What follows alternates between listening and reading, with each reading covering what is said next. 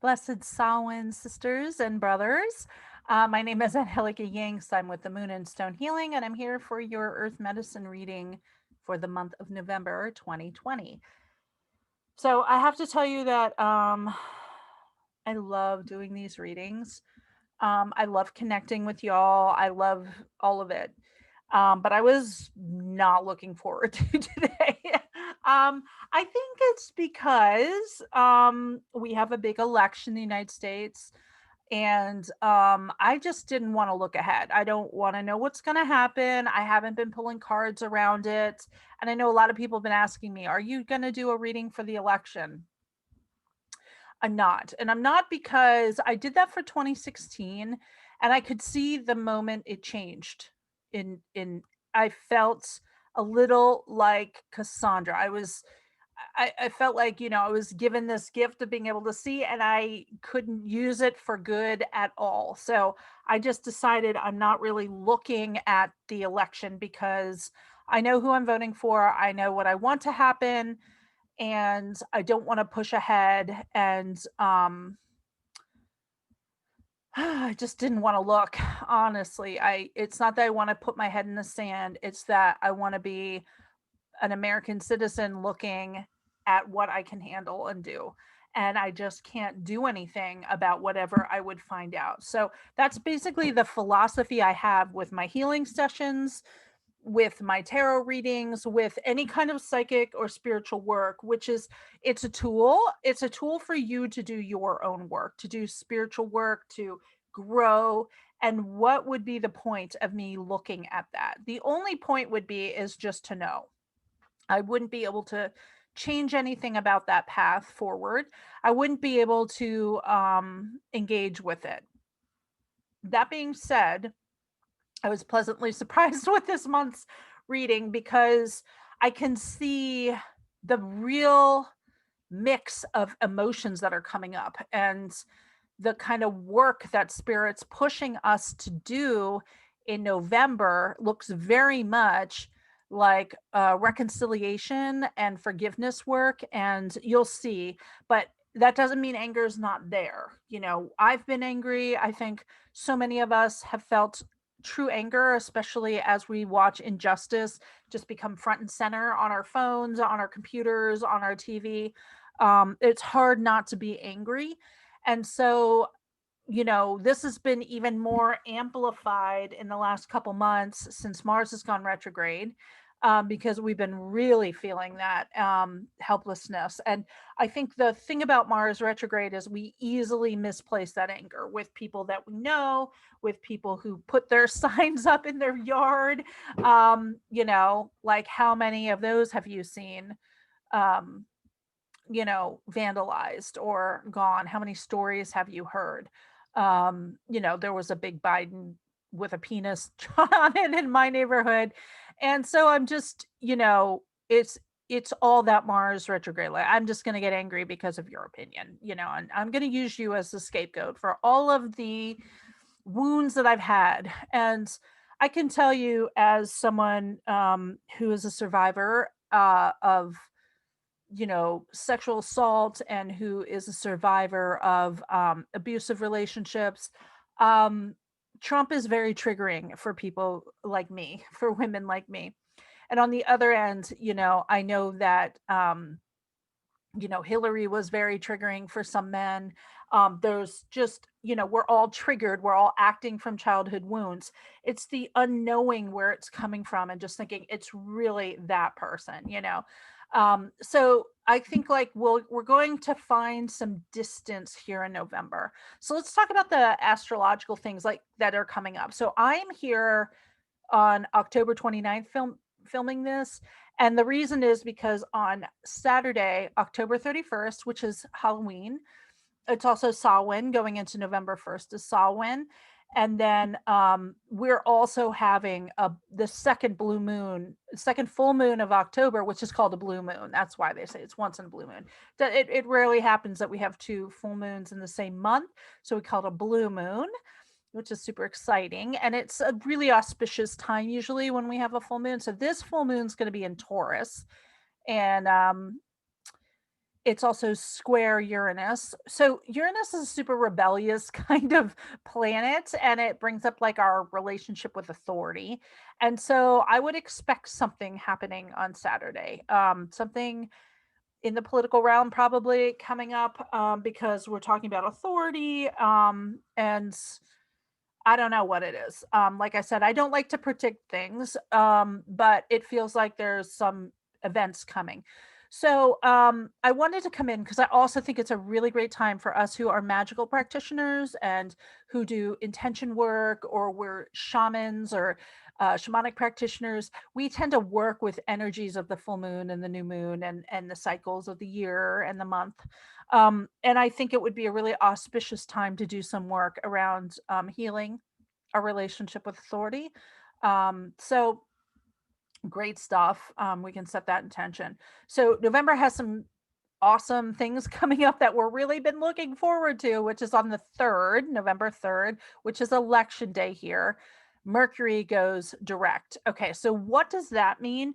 Well, Mercury has been in retrograde. This is all about communication, Mercury, and electronics and things like that. So plan well for election day. If you haven't voted, if you're voting in person like I am, just make sure you're expecting long lines. You're really taking care of the little details to get to where you have to go, because it sort of seems like unforeseen things come up. I'm expecting long lines. That's basically what I think that's going to look like for a lot of us. And such long lines, like, are they going to, like, we see some of that with voter suppression, in the South, where they make the lines, or not just in the South, but in in all, places where they're trying to suppress the vote of Black and brown people. The lines become extraordinarily long, and so people just get dissuaded. So as um as someone who is here to tell you, hey, plan on standing long. Plan, like, go to your potty break before you go, and just expect, take a snack, expect long lines, expect to be waiting. Um so the last time that Mercury retrograde goes direct was during the election between Gore and Trump and Bush, where it was disputed. So I do think we're going to be facing some of that. It's hard not to see that happening. And we're already preparing for that in the United States. Counting votes are going to seem like they're coming in later than we're expecting, and things like that. So that's part of our energy. And then the next cool thing that's happening is Mars is going direct on November 13th. So I think we're going to be finding the second half of November where we're really taking stock of what has happened and what's going on. Those are good things. Okay, so let's talk about the tarot card of the month. Tarot card of the month is the Chariot. I was so excited to see the Chariot come up for this month. The Chariot is all about moving forward, and it has a distinctively masculine energy, and that masculine energy is, all about manifestation and bringing things forward. It also is the card of the astrologer. I love the Chariot. Has this nice balance of masculine and feminine energy in the front with the two weird sphinxes.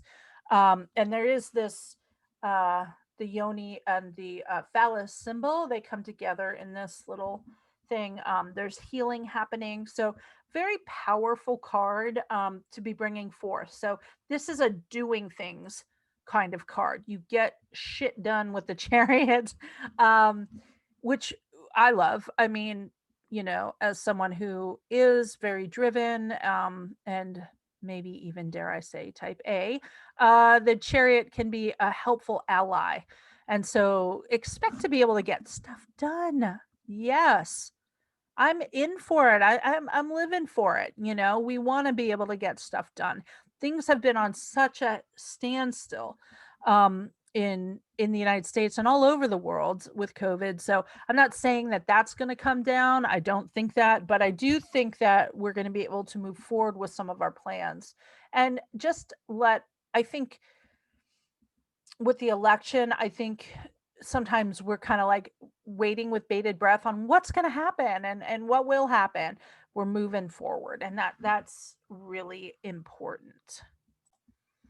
I apologize, my dog barked. So let's talk a little bit more about the chariot, because I think the chariot can be a paradox. It is the seven card of the major arcana.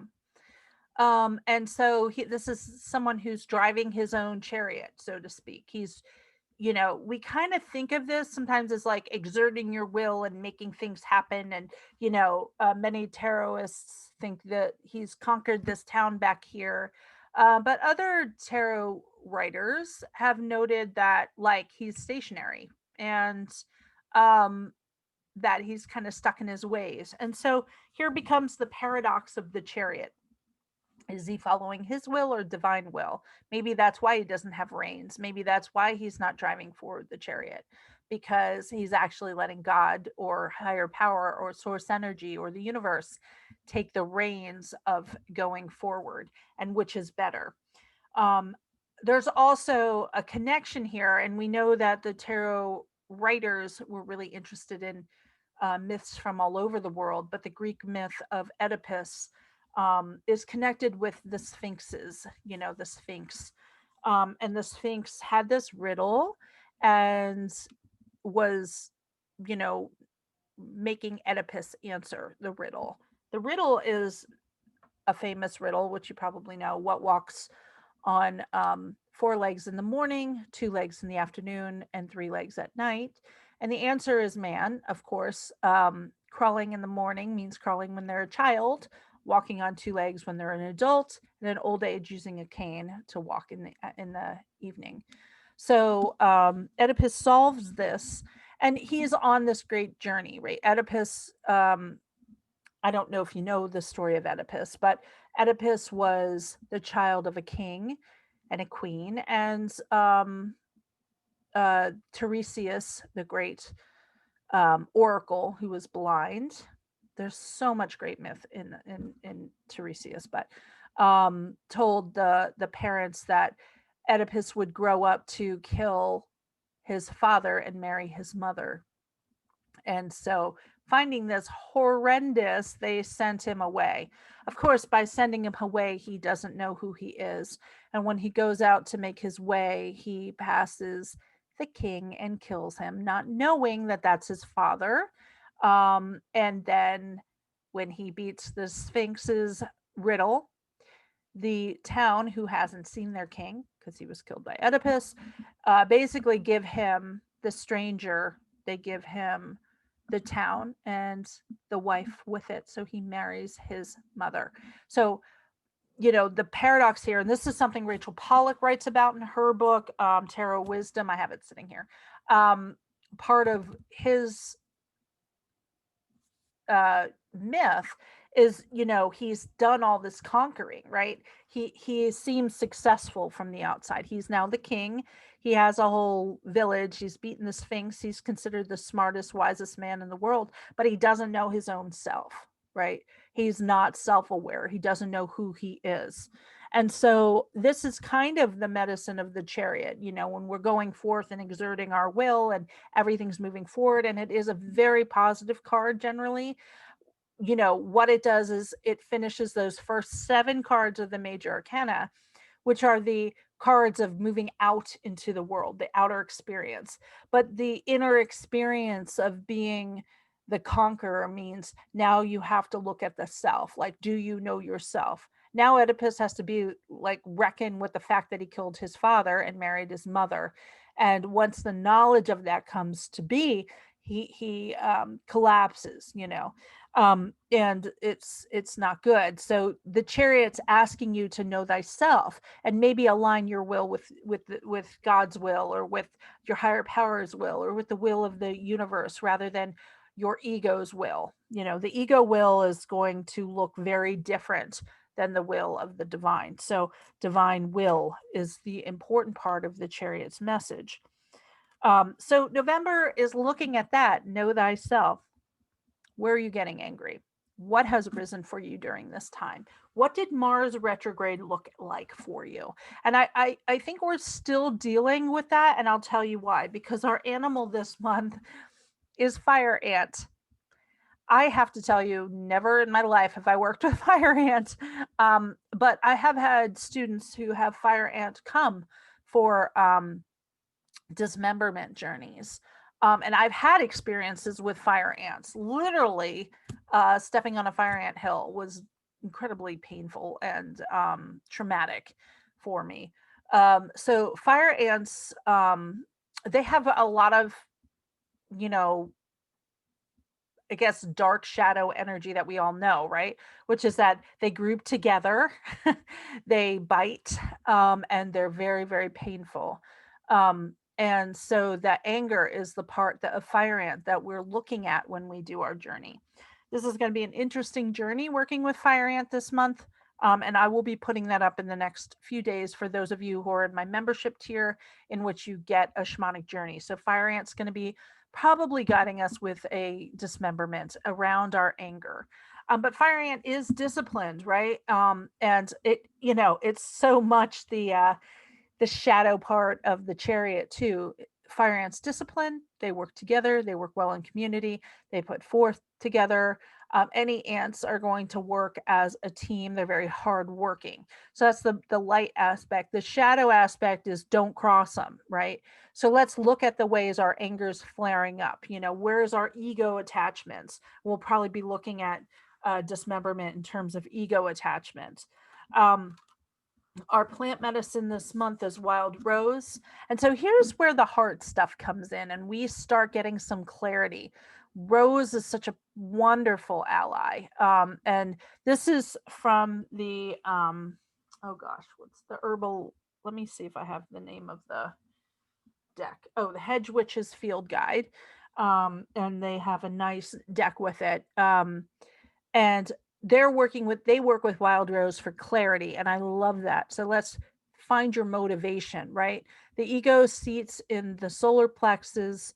The truth of who we are seats in our heart. So we're housed there. And so we have to combine those. And I think that's why some of this energy this month seems to be working with these two chakras, the heart and the solar plexus. And whenever we do that, then we're working with the medicine between them. Okay, the Nawa chakra, the one that travels outward and does astral journeying and astral projection and works with that. So we're working with wild rose, we're working with fire ant. Now let's talk about the stone medicine that we're working with. Okay, there's my tarot wisdom book. The first stone that I pulled, rose quartz, it comes in for empathy and compassion. Okay, we're not gloating no matter what happens. This is not the energy of November. November is about coming together. Okay. It's not about divisiveness. And so rose quartz is going to help to soothe that energy. Okay. So we're working with rose quartz for forgiveness, for love energy, and for compassion and empathy. The next one is a trusty favorite, malachite. Malachite's great for soothing inflammation, okay? And I say that on a physical level and I say it on an emotional level. Anger can be directed when we use malachite, okay? So the word that comes with malachite is transformation. It is a powerful masculine stone, and we're working with masculine energy. So let's try to work with light masculine energy, divine masculine energy, not toxic shadow masculine energy. Okay. We're not fighting people. We're not starting fights and punching people out. We're not working on those cowboy kind of macho stereotypes of masculinity. What we're working with when we work with the divine masculine is that beautiful, strong, divisive energy. And it comes with a lot of compassion. So we're looking at transformation with malachite. So beautiful stone to be working with. And then we're working with yellow jasper. And yellow jasper is a really interesting stone. It does work with the solar plexus, but it also works as a strengthener in the root. So it's almost like the backbone of of the crystal world to work with some of these jaspers. So I think this is kind of like bringing you support, security, and safety. So we're going to be dealing with fear and a lot of fear from whatever happens. So I think we need that extra support. So our stone allies are rose quartz, malachite, and yellow jasper. Um, and I pulled one of my rebel deck. I love these. And this one is U equals a tight ass. Okay, so we're kind of letting our hair down a little and having some fun. I think the chariot can kind of feel like drive, drive, drive, moving forward. And you can think of the chariot too in myth, the chariot pulls the sun across the sky. The chariot stole, like when Hades stole Persephone, they rode a chariot into the underworld. So it can feel like a driving force forward for things, but it's stopped. Okay, so let's have fun. We're celebrating, we have a victory. Okay, and I think that's important. So U equals a tight ass means loosen the fuck up, is what it says in the back. Control freaks don't get laid. And that sounds glib, maybe uncomfortable, but we're kind of looking at the ways in which we get tight assed, and starting to loosen up. Let's breathe. No matter what happens, we'll know what happened, right? And that can be very valuable when we're stuck in this tight thing of like limbo. So I'm so happy to come at you today and work with this energy. Please know, if you want to belong to my memberships, there's room.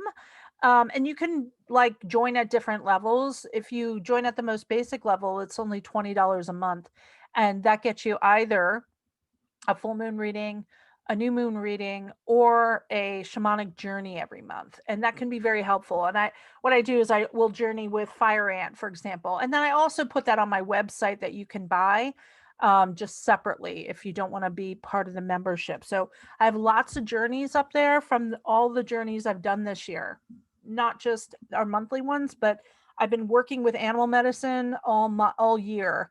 So my latest one I just put up there is Seeing in the Dark with Owl. We worked with Spider in August. We work with Horse in June. We work with Crow. I also worked with Snake. I don't think my snake journey is up there, but I did put a snake journey. Snake and the Orphic Egg is up there. So we have a lot of great journeys to be working with if you're looking to go that way. I also have a podcast if you're interested in hearing that. I usually put them up on my website, but they're also on Anchor or anywhere you get podcasts, and it's called Centered with Angie Yingst. So people ask me if my name is Angie or Angelica. My given name is Angie, but I have used Angelica as a spirit name. I love the sound of it, and it is melodic. And when I moved to Tucson, people assumed that was my name, so I got called Angelica a lot, and it just fit with me. So I've been introducing myself and calling myself Angelica. But if you want to call me Angie, you are not going to offend me at all. Okay, it's really, I'll go either way. But I love you guys, and I will talk to you next month.